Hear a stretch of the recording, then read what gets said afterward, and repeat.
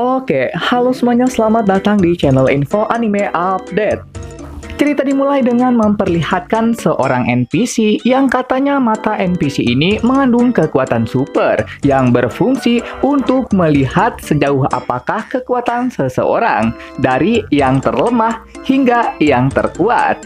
Dan ketika orang ini melihat kekuatan seseorang dan orang itu terbukti sangat kuat, maka mata batinnya akan mengalami serangan balik berupa nyeri mata. Kemudian karena nih orang melihat ada sosok om-om di kejauhan yang sepertinya terlihat lemah, nih orang pada awalnya ngehina Om Rick. Tapi pas ngeliat powernya si Om pakai mata batin, taunya kekuatan si Om jauh lebih besar dari apa yang dia pikirkan, menyebabkan mata batinnya mengalami kebutaan.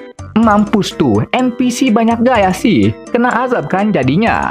Lalu di adegan selanjutnya memperlihatkan adu mekanik buah melon antara Rinette versus Alisa. Yang ini getaran Alisa, sedangkan yang ini getaran Rinette. Jika dilihat dari pantulannya, kayaknya sih duel ini dimenangkan oleh Alisa. Dan sepertinya baju maid milik Rinette membuat dirinya tidak bisa mengeluarkan potensi dia yang sebenarnya. Untuk selanjutnya, Rinette memperkenalkan Mbak Alisa kepada para Uchiha. Dan nampaknya perkenalan ini membuat salah satu dari mereka tertarik untuk mengobrol panjang. Namun langsung Rinette bawa pergi Mbak Alisanya karena melihat ada niat yang tidak baik terpancar di matanya. Di sisi lain, sang pahlawan yang telah dinanti kehadirannya akhirnya datang juga ke lapangan.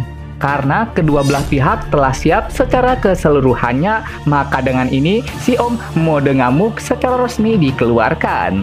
Lalu untuk pertempurannya dimulai dari si Blonde yang menunjukkan jarinya, mengeluarkan sihir dan menembakkannya tepat di sebelah si Om. Si Om terdiam, namun terdiamnya ini bukan karena takut, tapi karena si Om tengah fokus mengamati.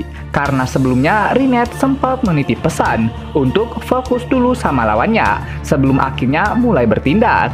Yang dengan kata lain, dibuat seneng dulu lawannya, dan setelah itu barulah diinjak bak sebuah semut. Wush, gila. Walaupun nampak polos begini, tapi si Mbak Tobrut yang tak bisa mantul ini nampaknya juga punya pikiran villain. Si Blonde nyerang lagi, membakar si Om menggunakan api membara. Tapi serangan itu no damage. Lalu menurut apa yang dikatakan Profesor Goblin, serangan jenis gitu mah udah pasti nggak akan ngefek sama Om Rick. Karena Profesor sendiri udah ngebuktiin dan menempa tubuh Om Rick biar tahan sama semua jenis serangan sihir. Kesimpulannya, kekuatan Om Rick saat ini setara dengan para petualang di level S. Ya walau kenyataannya Om Rick sendiri kagak tahu sih menurut Rinette. Dan penyebabnya sendiri karena selama latihan berlangsung, Profesor Goblin selalu menetapkan standar yang sangat tinggi selama melatih Om Rick. Oh, jadi karena standar tingginya Profesor toh yang menyebabkan om-om umuran 30 tahun tapi polosnya kayak anak remaja. Balik ke pertempuran, di mana si Om beneran diserang habis-habisan sama si Blonde NTR. Namun, jurus-jurusnya Blonde NTR nampaknya nggak ada satupun yang ngepek sama Om Rick. Blonde NTR mulai kesel, lalu memutuskan untuk bertarung menggunakan tangan kosong. Namun, pilihan ini nampaknya salah besar, karena setelah beradu pukulan, dianya malah terlempar. Merasa tadi itu adalah kebetulan, Blonde ini nyerang lagi, menggunakan jurus yang sangat teramat kuat. Tapi yang nggak disangka sama para Blonde sekalian, Om Rick malah menghentikan jurusnya dengan tangan kosong. Blonde NTR yang tak bisa menerimanya berasumsi lagi, oh mungkin kebetulan lagi. Kemudian Om Rick menghampirinya untuk berkata, halah bacot. Dan jeder, sebuah pukulan Om Rick lontarkan pada nih Blonde. Dan si Blonde mau tidak mau harus mengakui kehebatannya. Tapi karena harga diri, dia pun mulai beralasan lagi. Halah, semakin engkau mencoba membenarkan dirimu, semakin terlihat pula kepengecutanmu.